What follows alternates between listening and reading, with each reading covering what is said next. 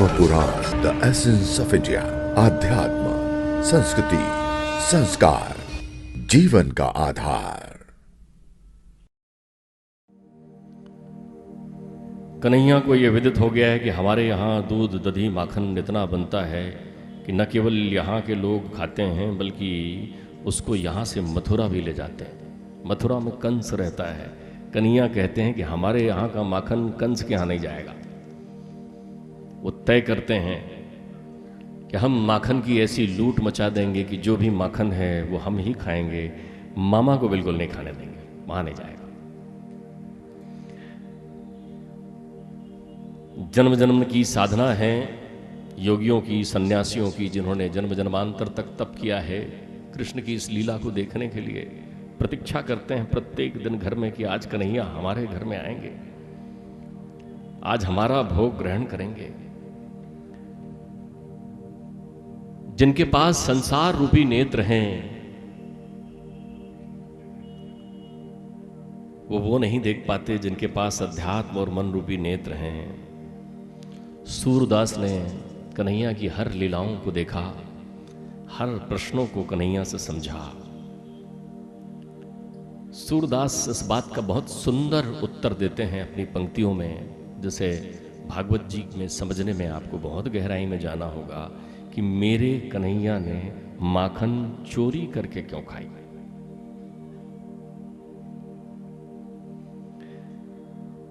नंद के यहां करोड़ों गायें थी, सवेरे से शाम हो जाती थी और गाय धोने का काम चलते रहता था। वास्तव में दूध और दही की नदियां बहती थी। उसका लल्ला कन्हैया माखन चुरा कर क्यों खाता है। भागवत समाधि भाषा में समझने का प्रयत्न करें। बंधुओं, दूध का सार है माखन, दूध का सार माखन है, और ज्ञान का सार है भक्ति। ज्ञान का सार है भक्ति। ज्ञान रूपी दूध में थोड़ी वैराग्य की खटाई डालिए। ज्ञान वैराग्य बीमार हैं, ध्यान रखिए। स्वस्थ करना है उनको तो अपने ज्ञान रूपी दूध में वैराग्य की खटाई डालिए। उससे भक्ति रूपी दही बनेगा। जब भक्ति रूपी दही बन जाए तो शुद्ध मन की मथानी बनाकर उस दही को बिलोना। जब बिलोते रहेंगे तो उसमें प्रेम रूपी माखन बनेगा। उसे अपने हृदय रूपी पात्र में रख लेना, जिसे चुराने के लिए मेरा कन्हैया जरूर आएगा, जरूर आएगा।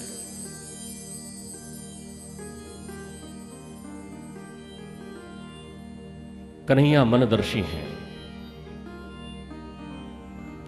सूरदास जी एक दृश्य की परिकल्पना करते हैं, दर्शन करते हैं एक दृश्य का, कि मैया बैठी है कन्हैया के पास, कन्हैया को गोद में लेकर पूछ रही है, कनु तुझे माखन मिश्री मेवा क्यों पसंद नहीं है? तू क्यों माखन खाता है? तू क्यों मेवा नहीं खाता, मिठाई नहीं खाता, क्यों माखन ही माखन खाता है? माँ बेटे का ये संवाद चल रहा है और पीछे छुपकर एक सखी, एक गोपिका खड़ी हुई सुन रही है। मैया कह रही हैं कि तू मधुमेवा पकवान क्यों नहीं खाता? कन्हैया कह रहे हैं, ओरी मैया रे मोहे माखन भायो, ओ मैया मोरी मोहे माखन भायो। मधुमेवा पकवान मिठाई, मधुमेवा पकवान मिठाई, मोहि नहीं रुच में आयो, ओ मैया मोरी मोहि माखन भायो, मैया मोरी मोहि माखन भायो।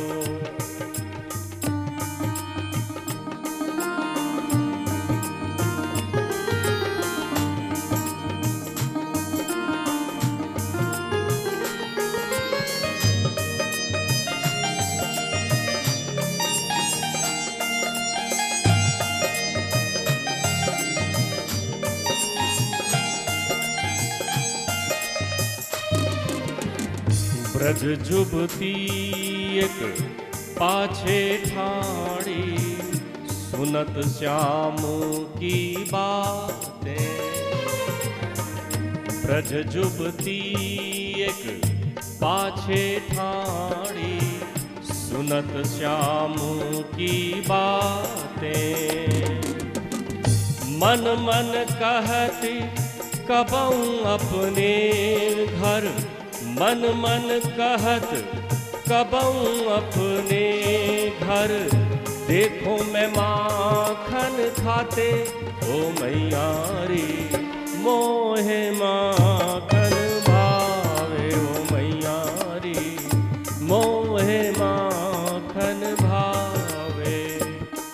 अब वो सोच रही है कि पता नहीं कब मैं अपने घर इनको माखन खाते देखूं। तो ठीक है, माखन खिलाना है तो आ जाएंगे, खिला देना, निमंत्रण कर देना। लेकिन ये उसकी कल्पना नहीं है। वो क्या कल्पना कर रही है? योगी है, तपस्वी है, जन्म जन्मांतर तक तपस्या करके गोपिका बनकर आई है। तो बोलती माखन खाने तो आना, लेकिन कैसे?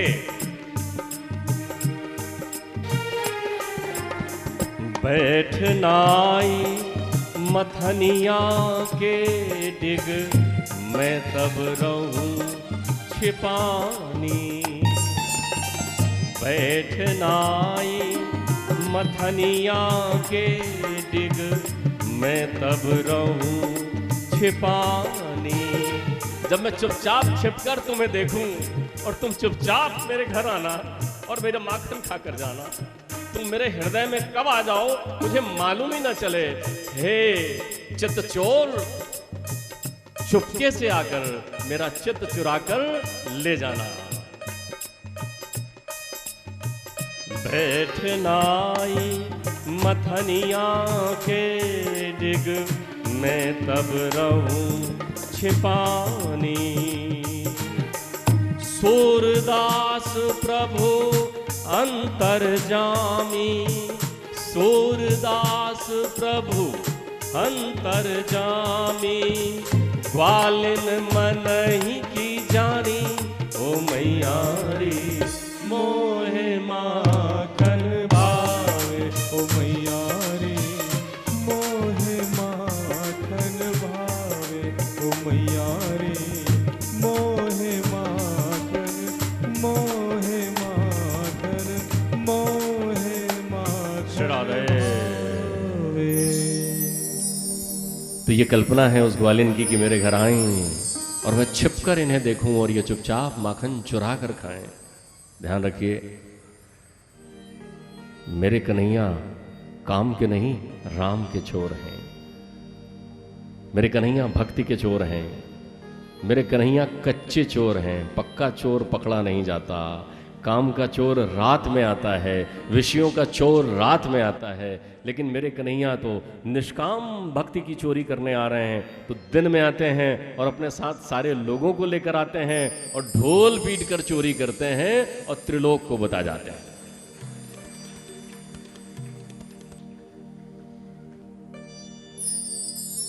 कन्हैया के माखन खाने की लीला को देखकर रसखान तो बावले हो गए, नाचने लग गए, ब्रजभूमि में लौटने लग गए। कितनी सुंदर बात लिखते हैं रसखान। रसखान कहते हैं, शेष महेश गणेश दिनेश, शेष महेश गणेश दिनेश, सुरेशहु जाई निरंतर गावे। जाहि अनादि अनंत अखंड, अछेद अभेद सुबेद बतावे। नारद से सुख व्यास रटे, पचिहारी तऊ पुनि पार न पावे। और ताही अहीर की छोहरिया, ताही अहीर की छोहरिया, छछिया बर छाछ पे नाच नचावे। बुलाते हैं कन्हैया को, कन्हू इधर आओ। कन्हू पहुंचते हैं तोतली जुबान में, बोलो कन्हू तू तो बहुत अच्छा नाचता है, हमने सुना है। कन्हू सर हिलाते हैं, हाँ नाचता तो हूं। तो बोले नाच के दिखा। कन्हैया कहते हैं मैं बिना लिए कुछ नहीं करता। तो बोले अच्छा ये थोड़ा छाछ ले ले। ऐसे मटकी में से थोड़ा हाथ की उंगलियां भरकर छाछ देते हैं और कन्हैया हाथों में लेकर उस छाछ को पीते हैं और उसके सामने थैया ताता नाचे रे देखो कन्हाई, आते ही बंसी बजाई। थैया ताता थैया नाचे रे देखो कन्हाई, आते ही बंशी बजाई। चोरी चोरी चुपके चुपके आया रे देखो कन्हाई, आते ही बंशी बजाई। चोरी चोरी चुपके चुपके आया रे देखो कन्हाई, आते ही बंसी बजाई।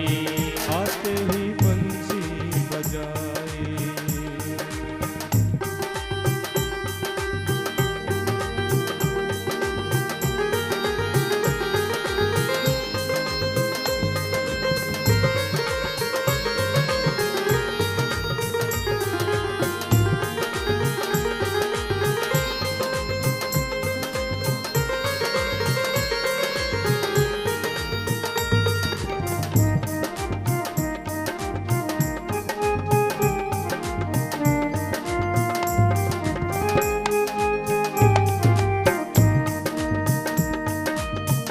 गाँव की ग्वालिन को देखो कैसे भाग संवारे। गाँव की ग्वालन को देखो कैसे भाग संवारे। छछिया भर माखन को देकर, छछिया भर माखन को देकर कान्हा को नाच नचावे। थैया ताता नाचे रे देखो कन्हाई, आते ही बंसी बजाई। थैया ताता नाचे रे देखो कन्हाई, आते ही बंसी बजाई। चोरी चोरी चुपके चुपके आया रे देखो कन्हाई, आते ही बंसी बजाई।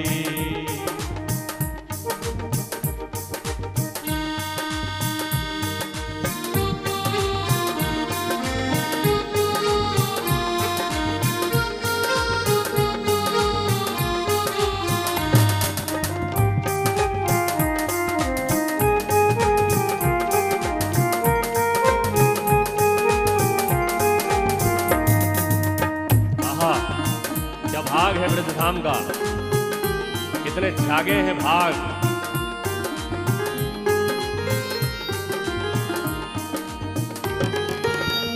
ऋषि मुनि ढूंढे जिनको उनके चित न आए।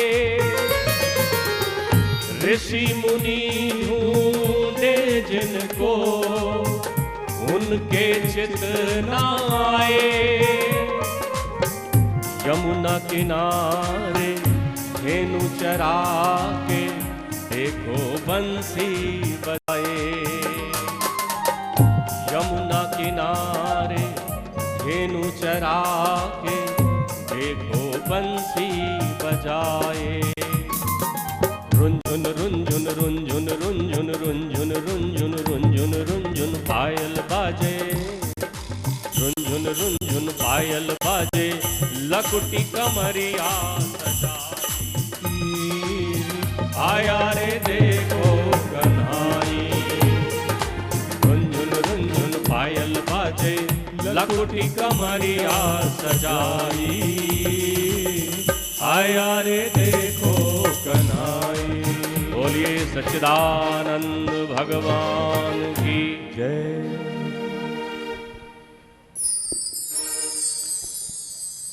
त्रेता युग में बानरों को कंदमूल फल खाना पड़ा था, जंगल में संघर्ष करना पड़ा था। साकेत नगर जब जा रहे थे तो बानर समूह ने कहा था, महाराज बाकी तो बड़ा आनंद आया आपके सानिध्य में। जैसे हम किसी यात्रा में जाते हैं तो आयोजक से कहते हैं ना कि बड़ा आनंद आया, बस थोड़ा सा खाने पीने की थोड़ी समस्या थी, लेकिन ठीक है बड़ा आनंद आया। वैसे ही भगवान ने ये महसूस किया कि इन बानरों को केवल कंदमूल फल ही खिला पाया, 56 भोग माखन मिश्री नहीं खिला पाया।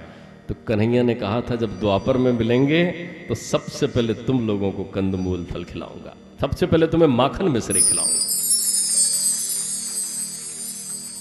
मुझे बड़ी खुशी लगी कि आपके भागवत आयोजन समिति के कोई एक सदस्य मुझे मिले। उन्होंने मुझे बताया कि वो ब्रज जा करके 56 भोग बानरों को खिलाकर आए हैं। आहा, तो मेरे कन्हैया ने सबसे पहले अपने इष्ट मित्रों को, बानरों को माखन मिश्री खूब खिलाई। कितना सुंदर चित्रण है कन्हैया के माखन चोरी की, कितना सुंदर चित्रण। कन्हैया माखन चुराने जाते थे, हर घर में सुनिश्चित था उनकी तपस्या, वो जाते थे। किंतु सभी घर में एक साथ उलाहना लेकर 9 वधुएं उनके घर आती थी। कुछ तो अपने हाथ से अपनी मटकियां खुद ही फोड़ लेती थीं और कहती थी, देखो कन्हैया ने मटकी फोड़ दी, मैं अभी आती हूं यशोदा मैया के हाथ से। इस बहाने वो कन्हैया के दर्शन करने जाती थी।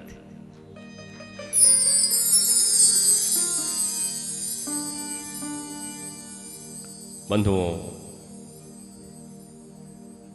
कितना सुंदर श्लोक है श्रीमद् भागवत का। मैं मूलतः आपको सुनाता हूं, आप आनंद लीजिए। सुखदेव जी समाधिस्थ हो गए, कैसी उलाहना दे रही हैं। गोप सखियां यशोदा मैया से कह रही हैं, बोले मैया वत्सान मुंचन क्वचित समय क्रोश समझात हासा। वत्सान मुंचन, बोले मैया तेरा ये 2.5 बरस का छोरा मेरे घर आके बछड़ा खोल देता है। मैया ने कहा बहुत अच्छी बात है, थोड़ा कुछ काम करता है।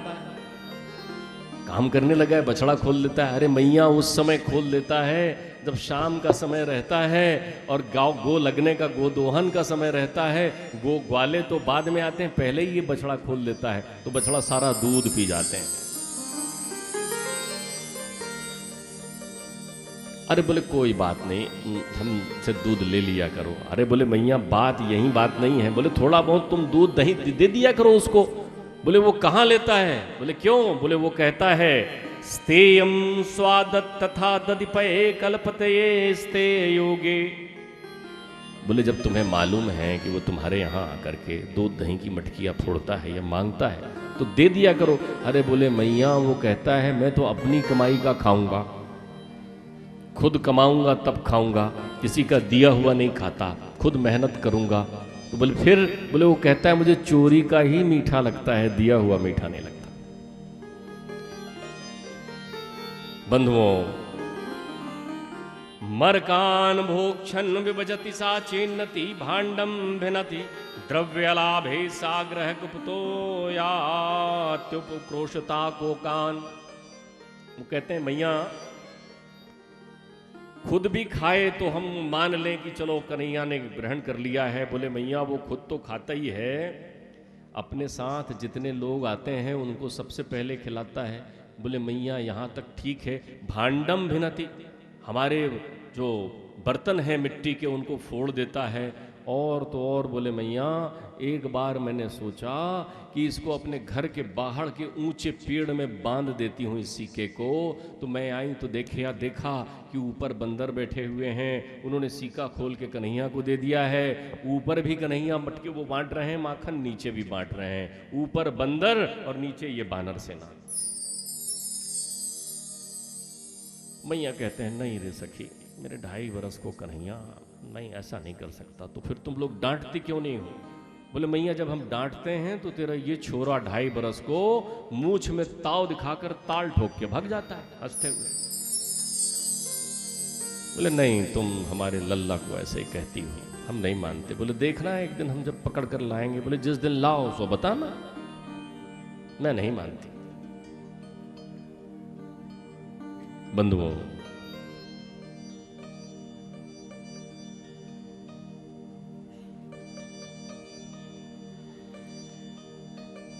एक दिन श्री दामा जी खबर करते हैं कि कन्हैया जू आज सखी लीला नहीं है, उसके घर चलना है। बोले क्यों, कहाँ गई? बोले अभी अभी उसके बच्चे की खबर आई थी, उसका लड़का भी इस समिति में है, चोर समिति में। खुद ही खबर दे रहा है कि मेरी माँ अभी अभी जल भरने गई है यमुना नदी, चले आओ।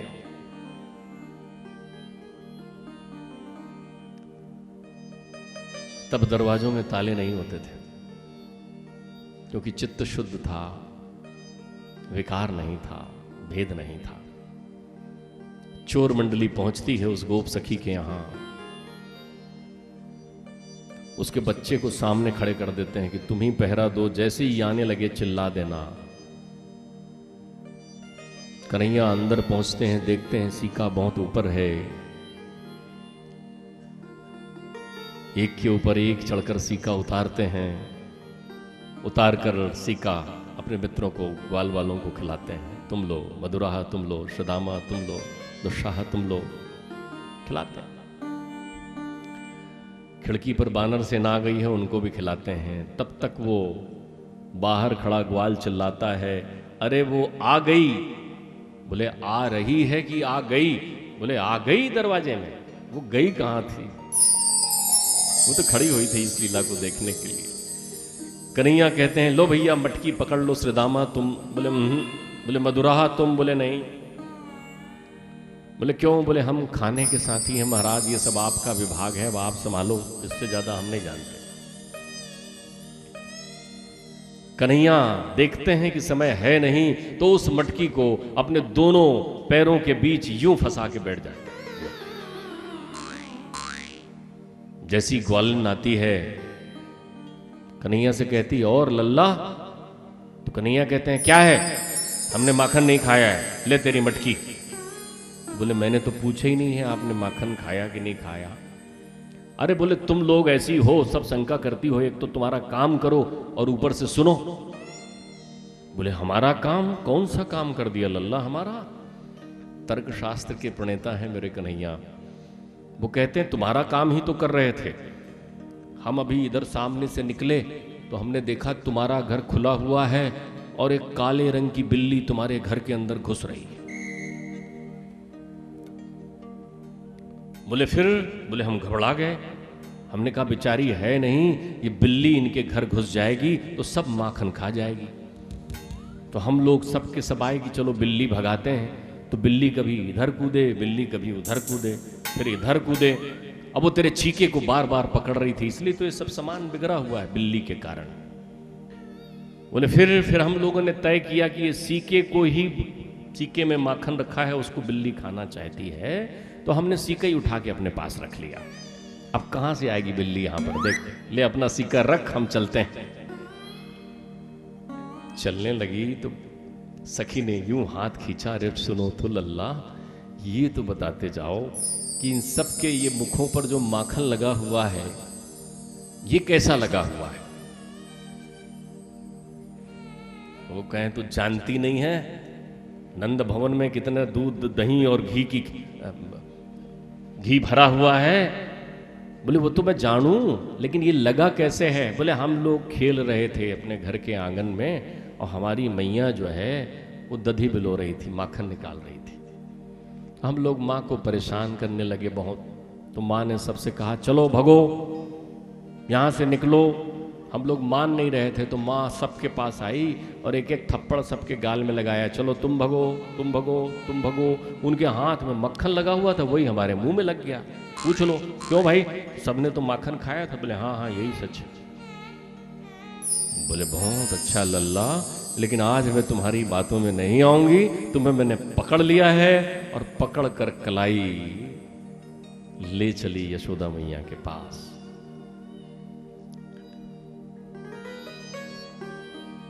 लल्ला ने देखा इधर उधर, तो उसके लड़के ने हाथ का इशारा किया, चिंता नहीं करो मैं साथ हूं। यूं हाथ को पकड़े लंबा सा घूंघट डालकर चलने वाली होती हैं ब्रज सखियां, लेकिन आज वो घूंघट डालना भूल गई, क्योंकि बहुत बड़े चोर को पकड़ लिया था, चित चोर को। यूं लेकर चल रही है कि चल आज बताती हूँ यशोदा को। मुझसे कहती है कि मैं मानती नहीं तुम्हारी बात। थोड़ी दूर चली होगी, तब तक पीछे से उनका लड़का बोलता है, मैया बड़े कक्का आ रहे हैं सामने से। हैं बड़े कक्का? जल्दी उन्होंने जैसे ही घूंघट डाला, तब तक कन्हैया का हाथ बाहर और उसी के लड़के का हाथ पकड़ा दिया, खींच के चले। कन्हैया ने लगाई दौड़ और पहुंच गए मैया यशोदा के पास, छिप गए उसके आंचल में, ठिठोली और बातें करने लगे। जैसे ही वो पहुंची, अरे ओ यशोदा, अरे नंदरानी, देख तेरे लल्ला को आज मैंने बिल्कुल रंगे हाथों पकड़ लिया है। यशोदा कहती, अच्छा मेरे लल्ला को क्या कर रहा था? माखन चुरा रहा था। बोले कहां है? बोले जे देख मोए पीछे कौन खड़ो, देख मेरे पीछे कौन खड़ा। तब तक कन्हैया यशोदा के पीछे से उनका आंचल का छोर ऐसा लिए हुए उसको झांकते हैं और अंगूठा दिखाते हैं। वो देखती है तो पीछे उसका ही लल्ला है। अरे बोले तुम लोग बावली हो गए हो, सबको अपने घर में लल्ला ही लल्ला दिखता है, मेरा लल्ला तो कब से मेरे पास खड़ा है।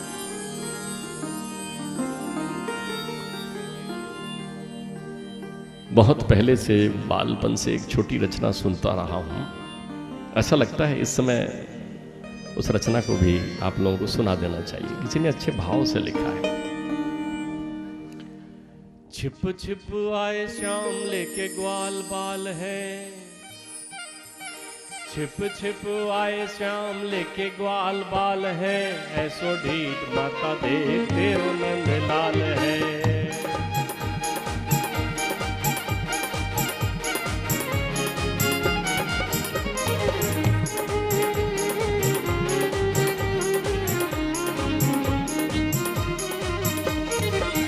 छिप आए श्याम लेके ग्वाल बाल है, ऐसो ढीठ माता देख तेरो नंद लाल है।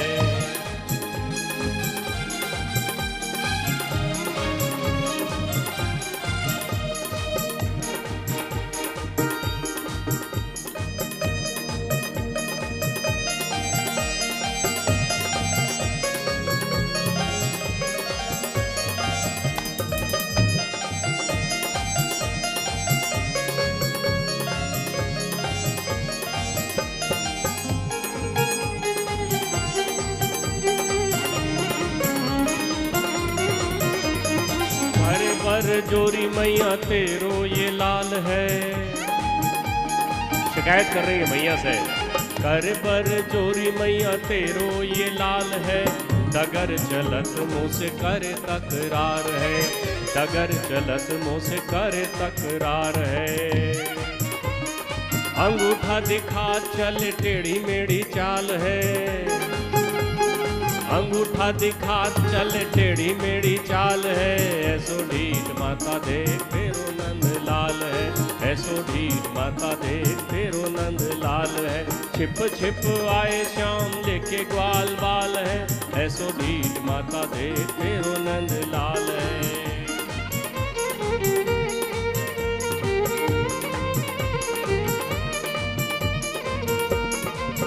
श्री राधे।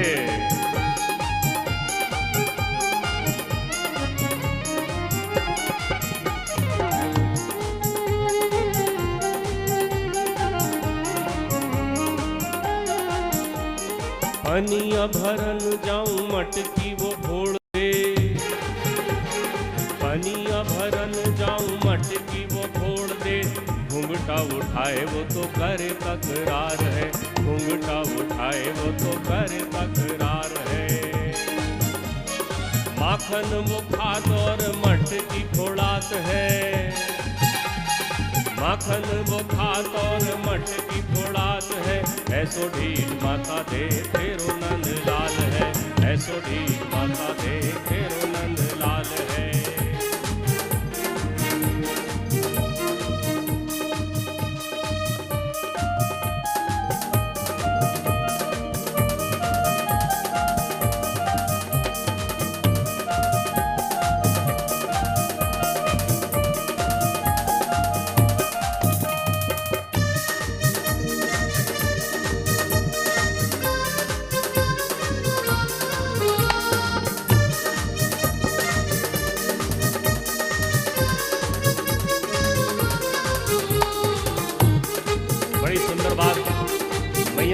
सबसे। एक एक मटकी की 100 मंगा दो, एक एक मटकी की 100 मंगा दूं, माखन भी दूं और जल भी भराए दूं, माखन भी दूं और जल भी भराए दूं। एक एक मटकी की 100 मंगा दूं, माखन भी दूं और जल भी भराए दूं, माखन भी दूं और जल भी भराए दूं। मारियो ना गोपी, मारना नहीं मेरे कन्हैया को। कितनी सुंदर लाइन है। मारियो ना गोपी मोगारी बन को लाल है, मारियो ना गोपी मोगारी बन को लाल है। ऐसो ढीठ माता देख तेरो नंद लाल है, ऐसो ढीठ माता देख तेरो नंद लाल है। छिप छिप आए श्याम लेके ग्वाल बाल है, ऐसो ढीठ माता देख तेरो नंद लाल है, ऐसो ढीठ माता देख तेरो नंद लाल है, ऐसो ढीठ माता देख तेरो नंद लाल है, ऐसो ढीठ माता देख तेरो नंद लाल है, ऐसो ढीठ माता देख तेरो नंद लाल है, ऐसो ढीठ माता देख तेरो नंद लाल है। कन्हैया की लीलाओं के आनंद में अनवरत लगातार सतत भावरस में डूबते रहेंगे तो इतनी लीलाएं हैं कि जितनी सांसें हमारे जीवन की शेष नहीं है, उन सांसों को उन लीलाओं में परिवर्तित कर दें तो भी कन्हैया की लीलाओं का एक क्षण ही सुना पाऊंगा। अनंत मेरे कन्हैया की लीलाएं। भाव भक्ति में डूबकर बाल लीला का भावपूर्ण आनंद लें आप, और जीवन में जब अनवरत सुख दुख के क्षण आए, तनाव के समय आए, तो प्रभु के इन लीलाओं का चिंतन करें। मन में सुखद अनुभूति होगी और वो अनुभूति आपके चित्त को शुद्ध करेगी, तनाव खत्म करेगी। मैंने आपसे कहा था कि भजन वो हैं जो भाव से गाया जाए, उसमें स्वर नहीं होते। जैसा भी गाएं, जैसा आपका चित्त करे। श्रवणम कीर्तनम विष्णु स्मरणम पाद सेवनम। दूसरी भक्ति कीर्तन की है जिसका अनवरत हर पल आप उपयोग करें, गुनगुनाइए, गाइए। संतों ने इतनी अनंत कथा सुनाई और बताई है और कहीं भाव से बनाई है कि बस डूबते रहिए और लीलाओं का आनंद लेते रहिए। बंधुओं, आज मैया को बहुत क्रोध आया है कन्हैया पर। आज कन्हैया से कहते हैं कि ठहर दुष्ट, आज तो तुझे मैं बांध कर ही रहूंगी। मैया पकड़ना चाहती हैं कन्हैया को, तोड़ रही हैं। मैया के सुंदर स्वरूप का चित्रण किया है सुखदेव जी ने। थोड़ी स्थूल काय है, मैया का रंग बिल्कुल गोरा है, घाघरा और चुनरी मैया ने पहन रखा है, माथे पर लट बिखरे हुए हैं, पसीने की बूंद दिखाई पड़ रही है। और जब वो मथानी बिलो रही हैं तो उनके कंकण चूड़ियों की आवाज मध्यम मध्यम एक नए स्वर का निर्माण कर रही है।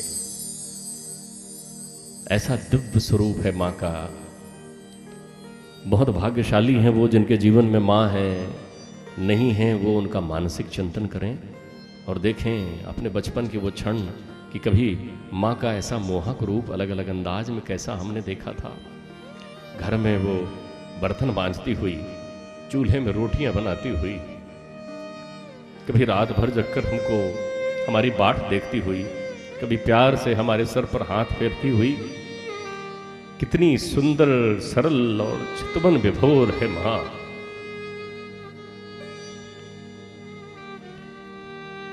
सुखदेव जी चेतन समाधि में हैं, मैया यशोदा के भाग्य को सराह रहे हैं।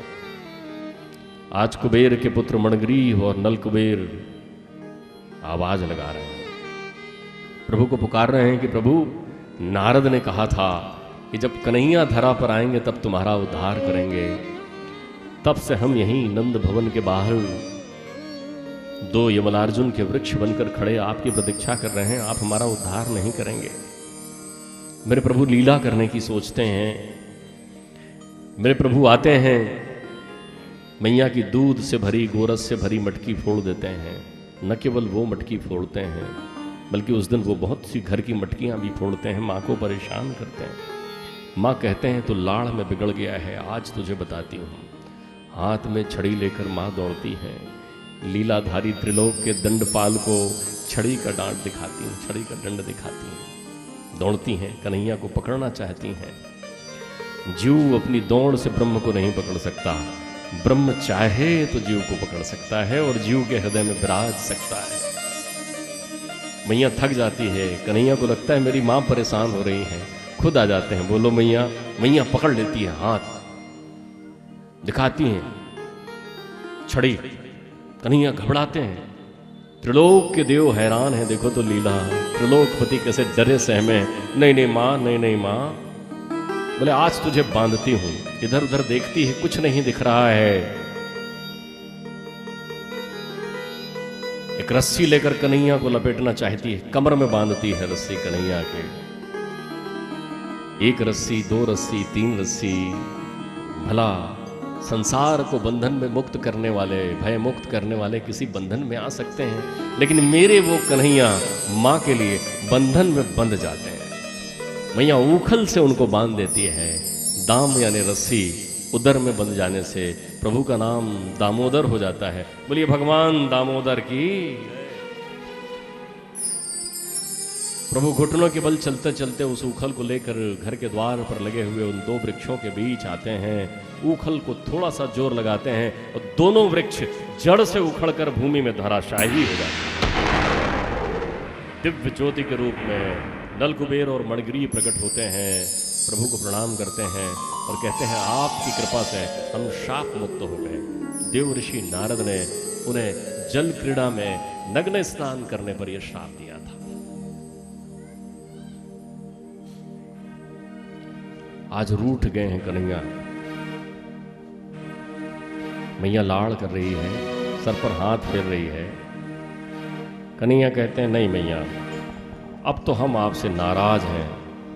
अरे बोले लल्ला मान जा, नाराज नहीं होते। कन्हैया कहते हैं फिर एक काम करो, आप मेरा ब्याह करा दो। बोले ब्याह करेगा? बोले हाँ, श्री दामा जी बोल रहे थे कि ब्याह कर लेते तो अच्छा रहता, घर में बहुरिया रहेगी, खाना पीना बनाकर खिलाएगी, मम्मी तुमको भी माता जी कोई तकलीफ नहीं होगी, आनंद से रहेंगे और माखन चोरी नहीं करना पड़ेगा। और अगर चोरी भी करेंगे तो फिर थोड़े समझदार चोर की तरह चोरी करेंगे। मैया बोलती है अरे कनू, तेरा ब्याह किससे करा दूं? कनू कहते हैं वो बरसाने वाली राधे जी से करा दूं मैया। राधिका गोरी से, बिरज की छोरी से, मैया करा दे मेरो ब्याह। राधिका गोरी से, बिरज की छोरी से, मैया करा दे मेरो ब्याह। उम्र तेरी छोटी है, नियत तेरी खोटी है, कैसे करा दूं तेरो ब्याह। राधिका गोरी से, बिरज की श्री राधे, मैया करा दे मेरो ब्याह। राधे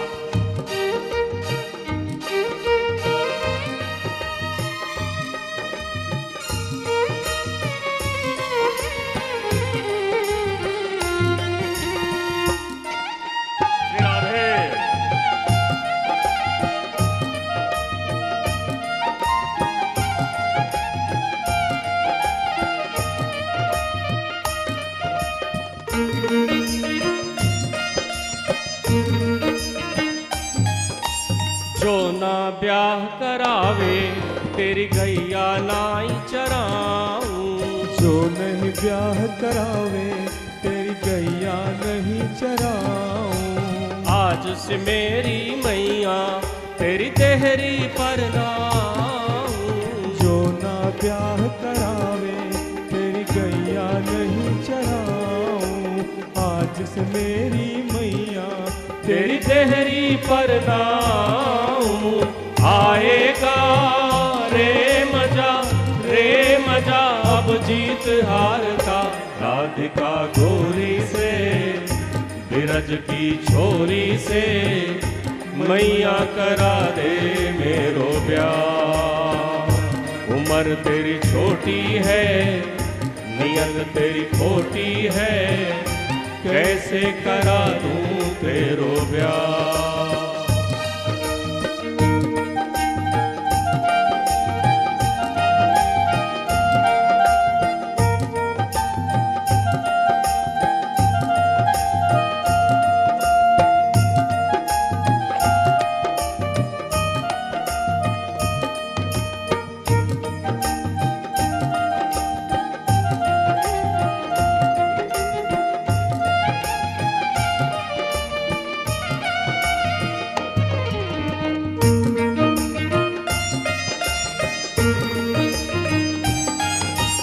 चंदन की चौकी पे मेरी मैया तो ये बिठाऊं, चंदन की चौकी पर मोरी मैया तो है बिठाऊं। अपनी राधा से मैं तेरी सेवा करवाऊं। चंदन की चौकी पर मोरी मैया तो है बिठाऊं। अपनी राधा से मैं तेरी सेवा करवाऊं। भोजन भी जो बने 56 प्रकार का, राधिका गोरी से बिरज की छोरी से, मैया करा दे मेरो ब्याह।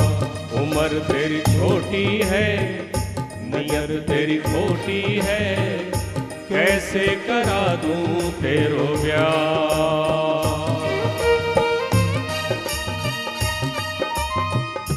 श्री राधे।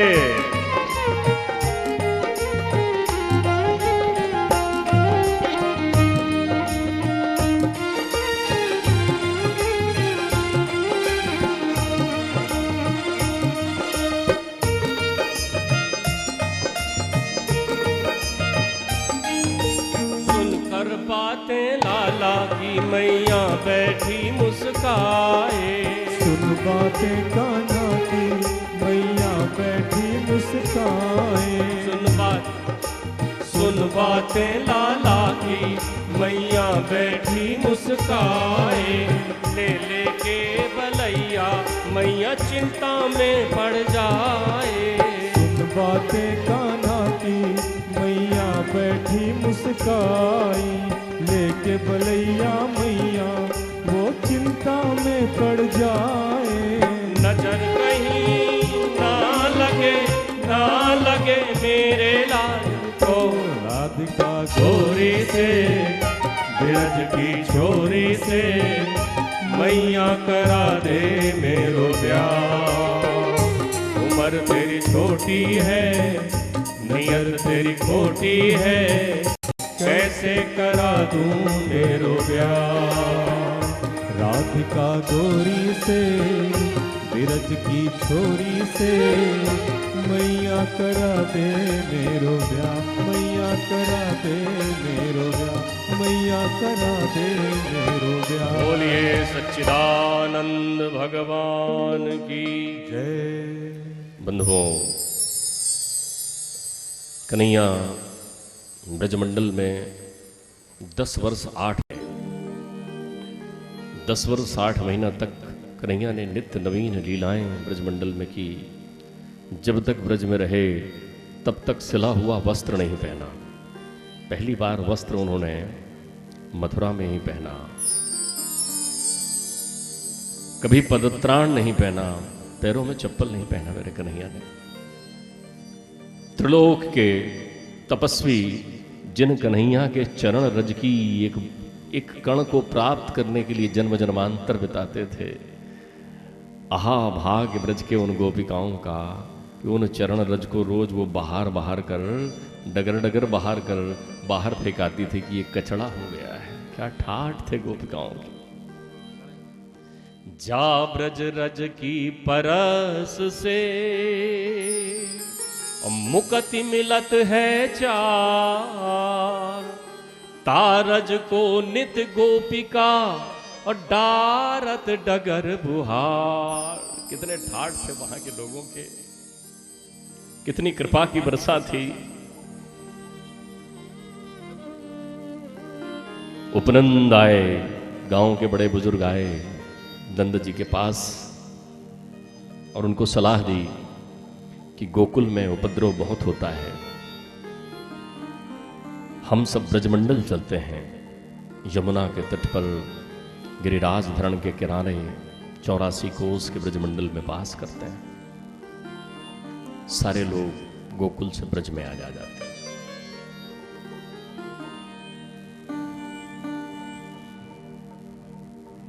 ब्रज में प्रभु अपनी महतारी से कहते हैं कि मैया मेरे साथ के सारे लोग दिन भर बछड़ा चढ़ाने के लिए जाते हैं, छोटी छोटी गऊओं को लेकर जाते हैं, मैया मुझको भी वत्सपाल बना दे। मैया आज कन्हैया का विशेष श्रृंगार करती हैं, काजल लगाती हैं, निठौना लगाती हैं।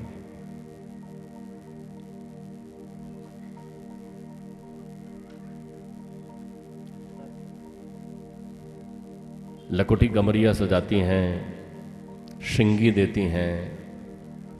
कन्हैया बाहर निकलते हैं तो प्रकट भाव से वेणु प्रकट हो जाते हैं। मैया सरस्वती साथ में हैं। मैया कहते हैं कि हे कन्हैया, आप इस वेणु को अधर में धारण कर मेरे सरगमों को भी साज दें। एक बांसुरी बेचने वाले का रूप में आकर मैया को बांसुरी दे जाता है कन्हैया को।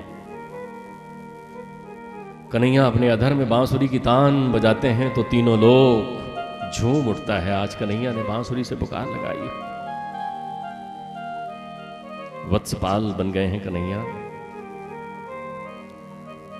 वत्स के रूप में, बछड़े के रूप में एक दैत्य आता है वत्सासुर। कन्हैया उसका दोनों पैर पकड़ते हैं और घुमाकर केथे के पेड़ से मारते हैं तो वत्सासुर का वध कर देते हैं।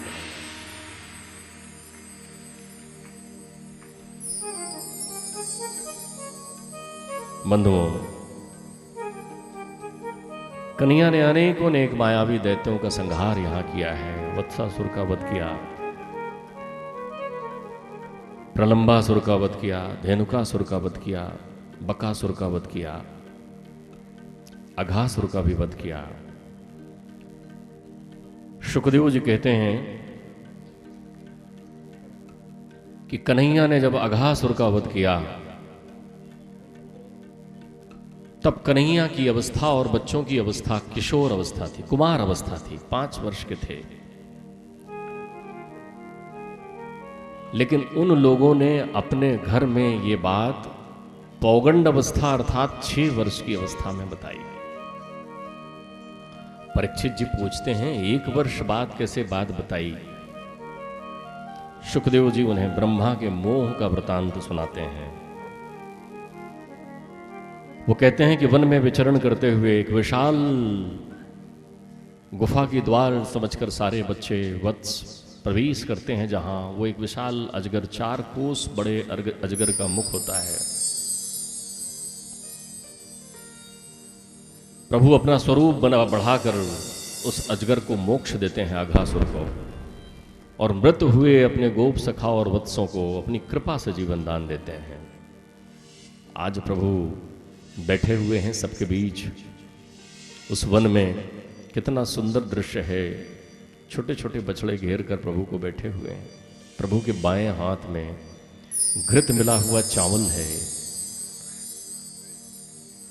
प्रभु की उंगलियों में अचार मुरब्बा दबे हुए हैं। प्रभु मुस्कुरा रहे हैं और सबके बीच बैठकर अपने हाथों से अपने गोप सखाओं को खिलाते भी जा रहे हैं और उनके हाथों से खाते भी जा रहे हैं। ऊपर से देखते हैं देवता लोग तो कहते हैं, आहा, यही परब्रह्म है। ये तो आम बालकों की तरह देखो हंस रहा है, बोल रहा है और बैठकर यहां उन बच्चों के बीच भोजन ग्रहण कर रहा है। ब्रह्मा को मोह हो जाता है।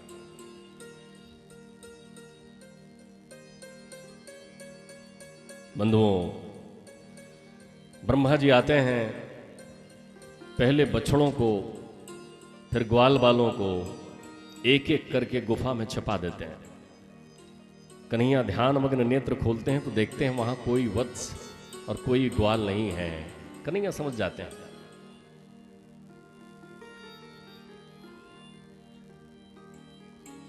कन्हैया अपनी माया से बिल्कुल वैसे ही वत्स और वैसे ही ग्वाल बना देते हैं। या थोड़ा ध्यान करिए, ये बहुत सुंदर श्लोक है श्रीमद् भागवत में इसके लिए, बहुत अच्छा।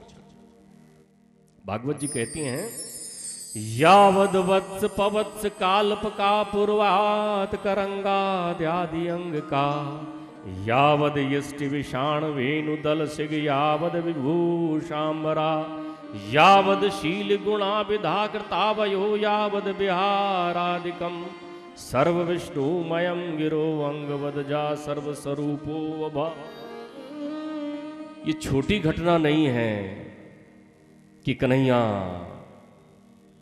अपने स्वरूप से ग्वाल बाल हो गए। यावद वस्त्र उपवस्त्र, जैसे जिसके कपड़े थे कन्हैया वैसे ही उसके कपड़े बना देते हैं। अगर किसी के कपड़े फटे हुए थे, मैले थे, तो कन्हैया वैसे ही कपड़ों का निर्माण करता है और वहीं पर फटे हुए हैं और वहीं पर मैले हैं। जिस बालक के जिस गाल में जहां तिल था, जिस बालक की बाल की शैली जिस प्रकार थी, जिस बालक का चाल जिस प्रकार था, कन्हैया सब कुछ वैसे के वैसे बना देते हैं। कैसे?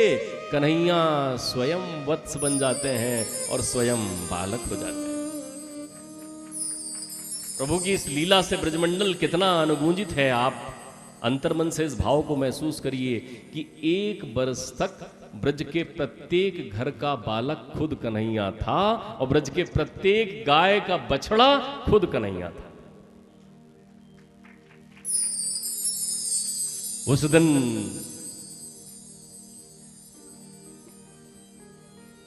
जब वत्स और ग्वाल ब्रजमंडल में पहुंचते हैं तो गाय अपने गो स्थान से जहां बंधी थी उस खूंटे को तोड़कर दौड़ती हुई अपने बच्चों के पास पहुंचती हैं, क्योंकि आज ये बछड़े नहीं स्वयं कन्हैया है और उनको दुग्धपान उनको कराना है। महतारियां जब बच्चों को गले से लगाती हैं तो आज एकदम स्पंदन महसूस होता है, क्योंकि आज वो बालक स्वयं कन्हैया है। एक वर्ष तक कन्हैया ने ये सुख दिया ब्रजमंडल को। एक वर्ष बाद ब्रह्मा जी की इच्छा हुई कि चलो चल के देखते हैं। एक वर्ष अर्थात ब्रह्मा का तो किंचित मात्र का समय। ब्रह्मा जी आकर देखते हैं कि वैसे ही कन्हैया बैठे हुए हैं, वैसे ही बाएं हाथ में घृत मिश्रित भात है, वैसे ही अचार और मुरब्बे उनकी उंगलियों में बंधे हुए हैं और वैसे ही वो बाल गोपाल को खिलाकर और हंस रहे हैं। ब्रह्मा जी लौटकर उस गुफा में देखते हैं तो वहाँ भी बालक और वत्स वैसे ही हैं, बल्कि जब लौट कर आते हैं तो देखते हैं कई हजार ब्रह्मा कृष्ण जी को चंवर डुला रहे हैं।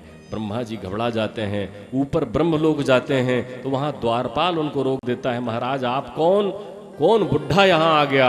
वो कहते हैं मैं ब्रह्मा हूँ। बोले देखो वो अंदर तो एक दूसरा ब्रह्मा बैठा हुआ है।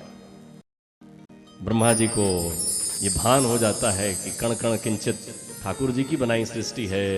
ठाकुर जी से अपनी इस अपराध के लिए क्षमा मांगते हैं और यही कारण है कि एक वर्ष बाद अघासुर का ये वृतांत बच्चे घर पर सुनाते हैं। प्रभु ताल ठोककर यमुना दाह में कूदते हैं। ताल ठोककर यमुना का वो घाट जहां कलिया नामक नाग रहता है, कलिया नामक नाग, प्रभु ताल ठोककर उस घाट में कूदते हैं, अंदर प्रवेश करते हैं। 101 शीश वाला है वो कलिया नाग, रमणक द्वीप से आकर वहां वास कर रहा है। सौभर ऋषि ने यह श्राप दिया है गरुड़ को कि तुम इस घाट पर, इस जल कुंड पर कभी शिकार नहीं कर सकते, इसलिए सुरक्षित है कद्रु का वो पुत्र रमणक द्वीपवासी कलिया नाग अपनी 2 पत्नियों के साथ। प्रभु पहुंचते हैं नीचे, कलिया धान तंद्रा में है। नाग पत्नियां प्रभु के स्वरूप को देखकर मोहित होती हैं, कहती हैं पुत्र यहाँ तुम ठहरो नहीं, चले जाओ। नाग को ललकारते हैं प्रभु। नाग कहते हैं अरे बालक, मैं बच्चों का, मैं जीव की हत्या, छोटे बालक की हत्या नहीं करना चाहता, निकल जा।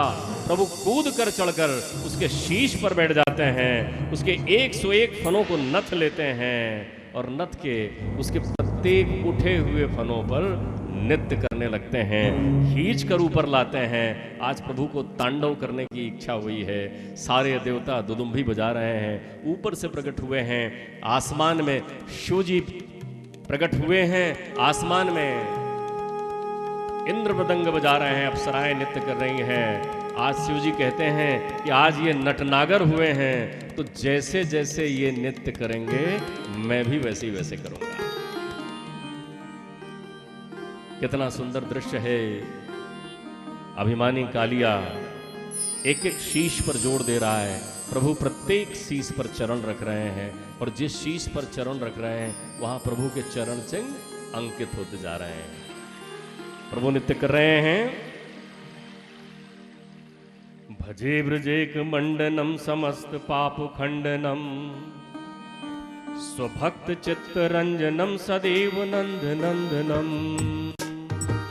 भजे ब्रजेक मंडनम समस्त पाप खंडनम स्वभक्त चित्त रंजनम सदैव नंद नंदनम। सुपिच्छ गुच्छ मस्तकम सुनाद वेणु हस्तकम अनंग रंग सागरम नमामि कृष्ण नागरम। और वहां ऊपर मेरे भोले भंडारी आनंद में हो गए हैं, वो भी प्रभु की तरह तांडव कर रहे हैं। जटाटवी गलज्ज्वला प्रवाह पावत स्थले गले वलंब लंबितांबुजंग तुंग मालिका। डमड्डमड्डमड्डमन्निनाद वड्डमर्वयम् चकार चंड तांडवम तनोतु ना शिवा शिवम। मनोज गर्भ मोचना विशाल लोल लोचनम विदूत गोप शोचनम नमामि पद्मलोचनम। करार बिंदु भूधरम स्मृतावलोक सुंदरम महेंद्र मान धारणम नमामि कृष्ण वारणम। जटाकटाह संभ्रमा भ्रमन्निलिप्त निर्झरी विलोल वीच वल्लरी विलोल वीच वल्लरी विलोल वीच वल्लरी नमामि शिवतांडवम्। धमद्धमद्धमद्धमन्निनाद वड्डमर्वयं चकार चंड तांडवम तनोतु ना शिवा शिवम्। प्रभु के श्री चरणों के प्रभाव से नाग को ये ध्यान आ जाता है, कलिया का घमंड चला जाता है, कलिया वंदना करता है, मानसिक रूप से प्रभु के चरण होता है। तद विचित्र तांडवम विर्गुणम फणातपत्रो रक्तम मुखेरुरु भुवन निभग्नतम गात्रा स्मृता चराचरम गुरु पुरुषम पुराण नारायणम मनसा। नाग पत्नियां कहती हैं कालाय कालनाभाय कालवय साक्षिणे विश्वशाय तदुस्तृप्ते तत्कृते विश्वहेतवे। प्रभु से कहते हैं कि हे प्रभु, आप कालों के काल हैं, मैं तो रमणक द्वीप से यहाँ गरुड़ के डर से बसा हुआ हूँ। प्रभु कहते हैं तुम जाओ, तुम्हारे शीश पर मेरे ये श्री चरण गरुड़ से तुम्हें मुक्त करेंगे। प्रभु कलियादाह से आते हैं। प्रभु अपनी लीलाओं में दावा अग्नि का पान भी करते हैं। इस अवसर पर यमुना तट पर विश्राम करते सारे लोगों को दावा अग्नि रूपी दैत्य जब चारों तरफ से घेर लेता है तो प्रभु अपने मुख से दावा अग्नि का पान करते हैं। बंधुओं, 16,000 गोपिकाओं ने अघन महीने में कात्यायनी का व्रत किया है। प्रातः सूर्योदय से पहले उठती हैं, बालू से कात्यायनी देवी बनाती हैं, यमुना में स्नान करती हैं, पूजन करके माँ का विसर्जन करती हैं और केवल यही प्रार्थना करती हैं कि ये यशोदा के पुत्र नंद बाबा के धोता कन्हैया हमारे पति हो। वरुण देव कहते हैं महाराज, ये वस्त्रहीन स्नान करती हैं, जल की मर्यादा को भंग करती हैं, प्रभु उनका चीर हरण करते हैं, प्रभु से प्रार्थना करती हैं। प्रभु कहते हैं शरद पूर्णिमा की रात्रि को मैं अवश्य तुम्हारे चित्त में विहार करूंगा। भ्रमण करते हुए मथुरा की सीमा में पहुंचते हैं प्रभु। वहां देखते हैं कि यज्ञ का धुआं उठ रहा है। ग्वाल बाल कहते हैं प्रभु भोजन की इच्छा है। प्रभु यज्ञ में भेजते हैं कि जाओ वहां कुछ भोग मांग कर लाओ।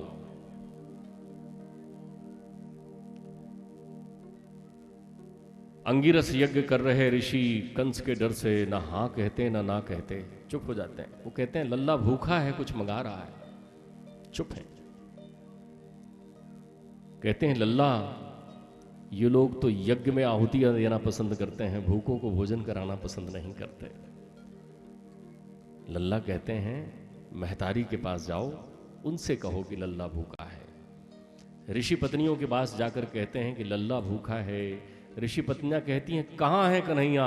दौड़ती हैं भक्ष भोज लेह चोस चारों प्रकार का भोजन लेकर अशोक वृक्ष के नीचे बैठे कन्हैया से जाकर भेंट करती हैं, अपने हाथ से भोजन कराती हैं और भोजन कराकर फिर घर नहीं लौटती, सारूप्य सालोक मुक्ति को प्राप्त कर जाती हैं।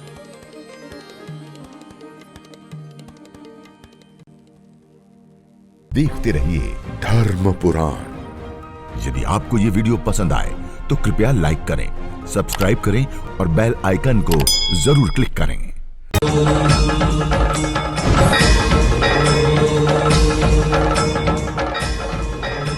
धर्म पुराण, द एसेंस ऑफ इंडिया। आध्यात्म, संस्कृति, संस्कार, जीवन का आधार।